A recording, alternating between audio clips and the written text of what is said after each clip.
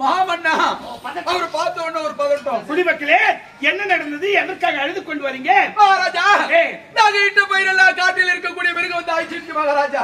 அதனால இந்த நாட்டுல பஞ்சம் நிலவிடுச்சு. உங்களுக்கு வரி கட்ட முடியல. எல்லாரும் சொல்லாம போய்கிட்டே இருக்காங்க. நாங்களாவது உங்ககிட்ட சொல்லிட்டு போலான்னு வந்தோம். உங்ககிட்ட சொல்லிட்டோம். குடிமக்களே, நில்லுங்கள். யாரும் செல்ல தேவையில்லை. ஆனா யாருக்கு என்ன நடந்தது, என்ன குறை நேர்ந்தது சொல்லுங்க. மகாராஜா, எனக்கு இருந்த அலங்காரி நலங்க பண்ணி நாத்து விட்டு நடு நட்டுங்க, நல்லா வளைச்சிருங்க.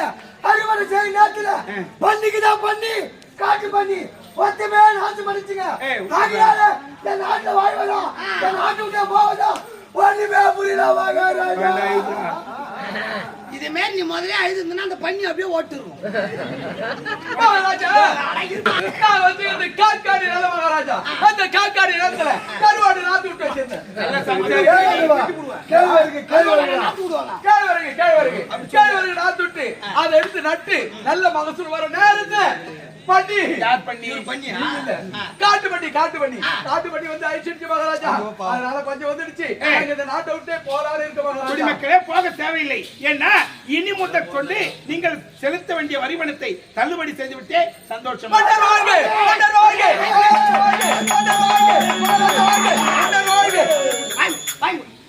வரி பணம் செலுத்துவாங்கன்னா மன்னர் வாழ்க, வரி பணம் செலுத்தணும்னா மன்னர் ஒழிக. நாட்டுல வாழ்க ஒழிக இந்த ரெண்டு வச்சிருந்தா பூரா பேர் லோட் போட்டுக்கிறீங்க. சரி விடு, ஏதோ அவரால் முடிஞ்ச வரி பணத்தை தள்ளிட்டாரு. ஏதோ என்னால முடிஞ்சது. உங்க கஷ்டத்தை பார்த்து என் சொத்து 10 வீடு நிலம் எல்லாத்தையும் வித்தாவது உங்களுக்கு 2 வரி தள்ளிடுறேன். ஒரு நாட்டு காவலனாக இருந்தாலும் எங்க கஷ்டத்தை பார்த்து உன் சொத்து 10 வீடு நிலம் எல்லாத்தையும் வித்து எங்களுக்கு உதவி பண்ணணும்னு நினைக்கிறீங்க.